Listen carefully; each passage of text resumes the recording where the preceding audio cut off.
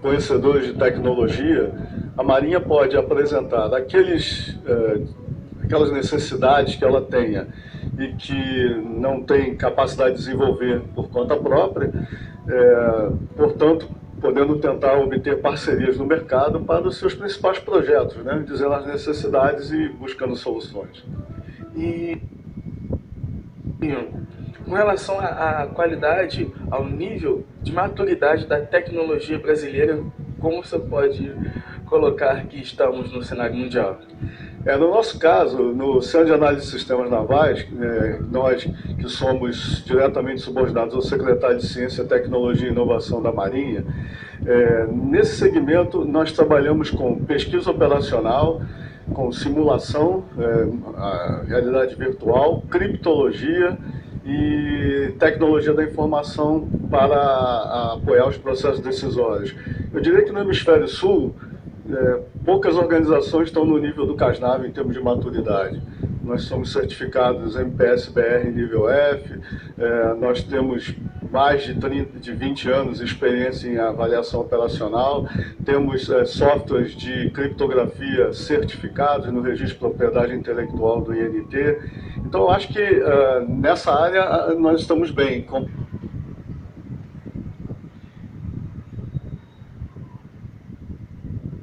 Nós costumamos um acordo que o Ministério da Segurança Pública, no governo anterior, alocou recursos, nós passamos a ter, estamos adquirindo lanchas blindadas para auxiliar a Polícia Militar a ter uma ênfase especial na fronteira marítima da Baía de Todos os Santos, que é uma área de atuação comum.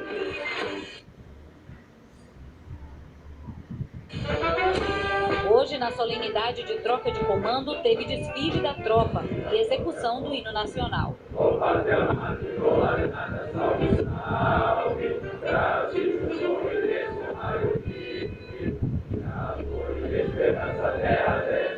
Várias autoridades estavam presentes, entre elas o governador do estado, Rui Costa, e o prefeito de Salvador, ACM Neto. Quem assume agora o comando do 2º Distrito Naval é o vice-almirante Marcelo Francisco Campos. História de vida do almirante. O senhor nasceu onde? Eu nasci no Rio de Janeiro, no subúrbio chamado Cascadura, próximo de Madureira, da Portela, do Império Serrano. Então, é um subúrbio popular também. Eu conheci o Mercado Popular de Madureira. É pertinho. Não é? Comi pastel lá no Mercado Municipal de Madureira. Isso. Pastel com suco de caju. Lá com a minha mãe. Então o senhor nasceu no Rio de Janeiro e como foi a sua trajetória inicial de estudos lá no Rio de Janeiro? A minha mãe acreditava que o único jeito de filho de pobre ser alguém na vida dela será estudando, como a maioria das mães, né? E dizem pra gente que tem que estudar, que tem que se preparar para o futuro. E o popular diz assim, para ser alguém na vida. Exatamente, era isso que a minha mãe dizia. Para ser gente. Ela não sabia o que, né? Alguém, né? Aí o futuro vai colaborar um pouco, né? A Deus pertence também, e um pouco, né? A sorte ajuda, mas... Então, a minha mãe sempre me... Antigamente, na época que eu era garoto, eu devo ser bem mais velho que o amigo. O senhor é muito jovem. Muito jovem. Seguramente eu não dou a ele mais do que 35 anos e se estourar um pouquinho aí chega a 40. Não é não, Daniel? Eu já estou estourando, eu lhe dou 40 anos. Estourando. Não é à toa que o seu programa tem tanta audiência, você é muito gentil. Mas 56. Agora... Quanto? Tá bem, tá muito bem, muito bem. Então, isso aí. Então, naquela época, a gente só podia ir para a escola pública com 7 anos, né? Era a idade. Não sei se você lembra disso. Verdade. E... Não tinha escola pública para quem tinha menos idade? Não tinha. E muita gente começava a vida estudantil com 7 anos. Exatamente. Né? Os pais não tinham condição de botar em escola particular? Exatamente. Mas, apesar de ser filho de pobre, minha mãe trabalhava de noite, depois chegava do trabalho... Para sustentar quantos filhos? Não, Eu era filho único. Na verdade já tinha dificuldade. Né? E ainda assim era difícil, porque meu pai era guarda da Polícia Municipal do Rio de Janeiro, né? E a minha mãe, ela trabalhava em fábrica de montagem de equipamento eletrônico, né? Operário, né? E então, apesar de ser só um casal só ter um filho juntos, mas meu pai tinha mais 2 filhos de outro casamento, minha mãe tinha mais 2 filhos de outro casamento. Então, somando tudo, todo mundo era daria uns 5, exatamente, 5 filhos. E com isso, mas ela se esforçava nesse sentido de me colocar antigamente chamava explicador, não era escola particular, porque não era escola, era um professorzinho ali que me preparava com 5, 6 anos, até porque ela não queria que eu ficasse na rua o tempo todo. E então comecei a estudar aos 5 anos, por aí, 5 anos e meio, e entrei na escola pública então aos 8 anos, onde seguia primário, ginásio, né, segundo grau da escola pública. Lá mesmo no Rio de Janeiro? Lá mesmo no Rio de Janeiro. Eu passei a vida toda no Rio de Janeiro, praticamente. E só saí do Rio já na Marinha, já adulto. Primeira vez que eu saí do Rio de Janeiro foi o seu único emprego, Almirante? Emprego, sim. Eu nunca tive outro emprego a não ser Marinha, que para nós não é um emprego, né? É uma escolha de vida, é um sacerdócio, né? E agora, com quantos anos o senhor ingressou na Marinha do Brasil?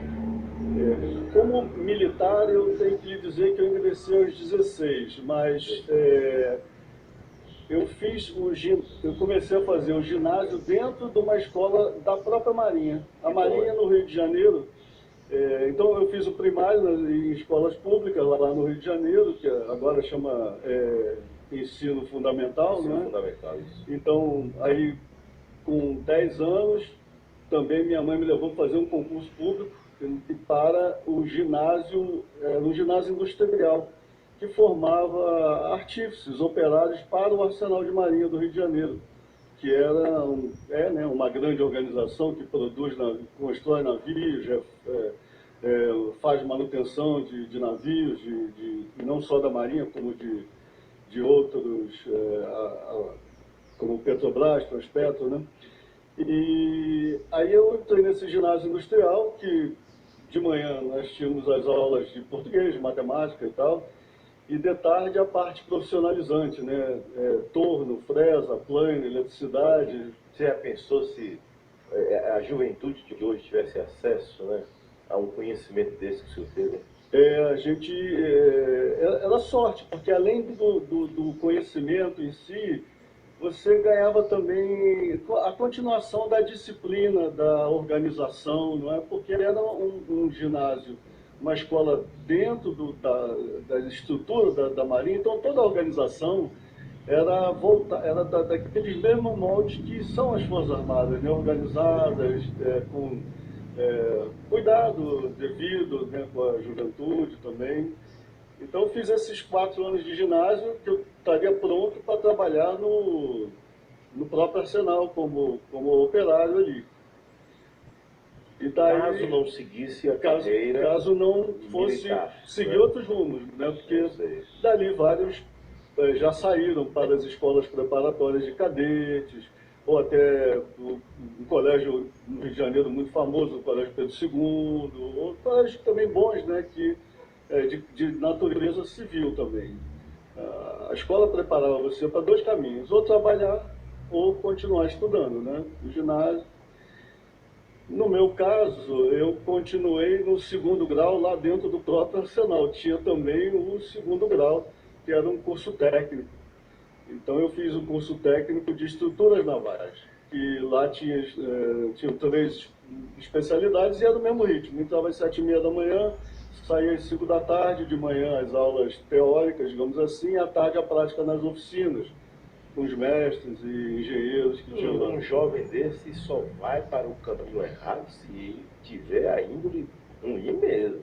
Porque com um preparo desse, né, eu acredito muito nas oportunidades que são oferecidas E também na questão familiar, porque aí o senhor está falando o tempo inteiro a importância da família. Com certeza. O acompanhamento, na rigidez, hoje não tem certeza. mais, infelizmente, a gente não vê mais isso. Com certeza. O senhor fez os últimos 3 anos De segundo grau, na dia escola. inteiro com compromisso. É uma trajetória de 30, no mínimo 35 anos de serviço. 35 anos. Eu me formei, veja, em 78 eu entrei na Escola Naval, nós estamos em 2000. Para 40 anos. Está 40 anos, eu fui promovido há uns 2 anos atrás, ou 3, então... São quantos anos de serviço militar? Se contarmos, de 78 a 2018, eu tenho 39 anos agora, que eu sou militar de carreira, mas de formado, eu me formei em 81. A minha turma é formada em 81, então nós temos menos 36 anos, como ele disse. Mais ou menos isso. E a Marinha recruta também pessoas formadas para ingressar nas nossas fileiras, que não são aqueles formados pela Escola Naval. E na Escola Naval a gente forma o pessoal, digamos assim, mais combatente. O senhor está há quanto tempo aqui no nosso 2º Distrito Naval? Há muito pouco tempo, espero que fique muito mais. Parece que já tem muito mais tempo. Cheguei aqui em 9 de janeiro, quando eu assumi, muito pouco tempo. Parece que já tem uns 3 ou 4 anos aqui, né? Já está muito bem familiarizado. Onde é que mora o comandante do 2º Distrito Naval? O comandante do 2º Distrito Naval, toda vez que chegamos nesse ponto, as pessoas, os demais almirantes me invejam, viu? Eu tenho que lhe dizer isso também. Eu moro na Vila Naval do Morro do Gavaza. Ouvindo aquele barulhinho do mar. Rapaz, o que eu mais escuto é passarinho. Como tem passarinho ali. Visão ali no Morro da Barra. Se preparou e merece. Eu volto já com o senhor. Almirante da Marinha, comandante do 2º Distrito Naval, Garnier Santos. Já, 7h31. França investiga propina para o governo Lula pela compra bilionária de submarinos. A justiça francesa investiga a denúncia de pagamento de suborno pelo bilionário contrato de venda de submarinos para o Brasil em 2008, do governo Lula. Neste domingo, toda a imprensa francesa dedicou espaço ao assunto. O acordo de 6 bilhões e 700 milhões de euros, equivalentes a mais de 24 bilhões de reais, inclui transferência de tecnologia para o Brasil. Almirante. Eu não tinha lido ainda essa matéria, mas... Notícia do Diário do Poder. De qualquer forma, qualquer suspeita de uso indevido de dinheiro público deve ser investigado, com certeza.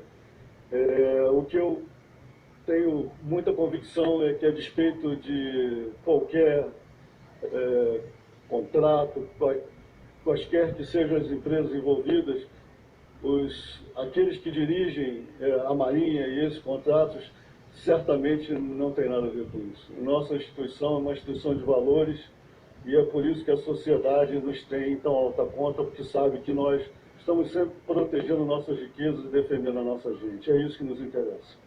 Alô, meu povo de Camaçari, tá feliz, hein? Chegou o pai. Que herdou aí da Marinha, que foi criado um pouquinho antes do Exército, em 1822, essa precedência logo após o Ministério da Justiça. E as Forças Armadas estiveram presentes em todos os momentos importantes da nossa nação. Como disse, né, às vezes a gente não se dá conta, naquela época no início da nossa nação, no início da própria... do Brasil Império, Brasil ainda colonial, era um Estado nascente que não tinha os recursos que hoje temos de transporte, de comunicações.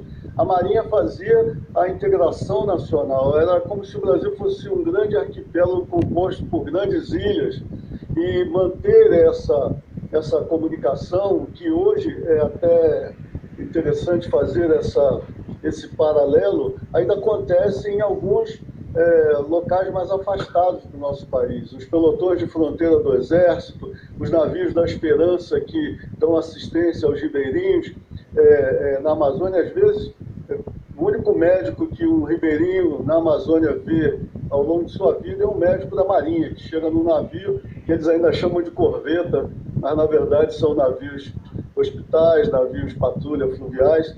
Então, nós participamos em todos os momentos, né, mais importantes, participamos, obviamente, da proclamação da República, e acho que em todas as grandes questões nacionais as Forças Armadas estiveram envolvidas. E eu gosto sempre de citar um incidente, né, que demonstra a importância do papel das Forças Armadas, que mesmo quando a gente não tem um inimigo batendo a porta, uma animosidade clara, um conflito exacerbado em nossas fronteiras, a gente pensa ou ouve alguns dizerem que gasta-se muito com Forças Armadas, né?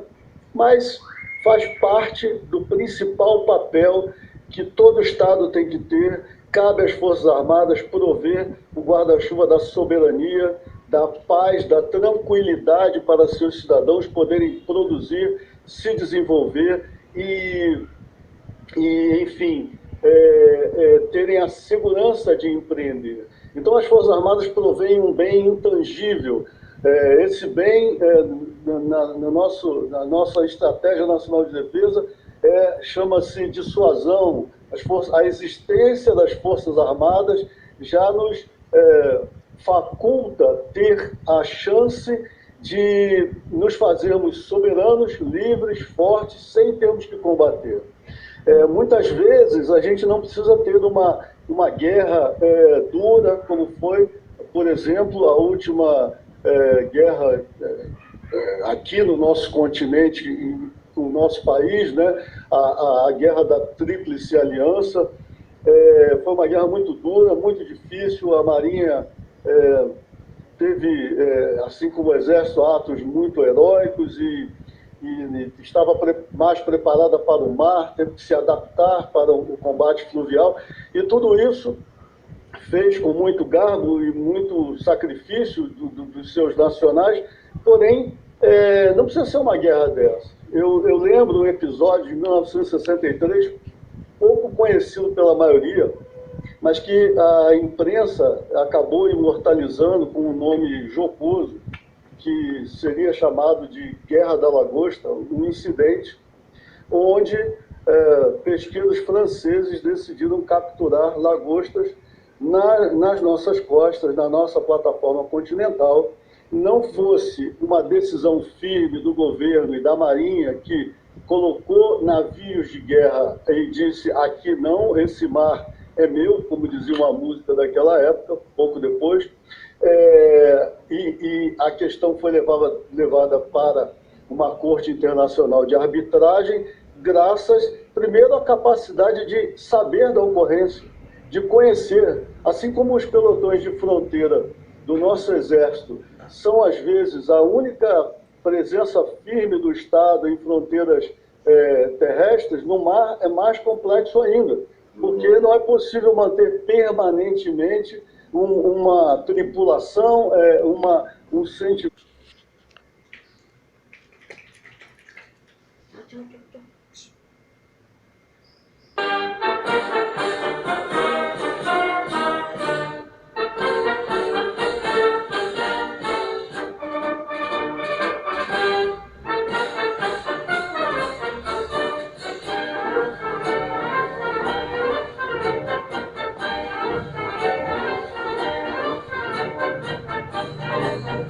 Cisne branco em noite de lua, a decisão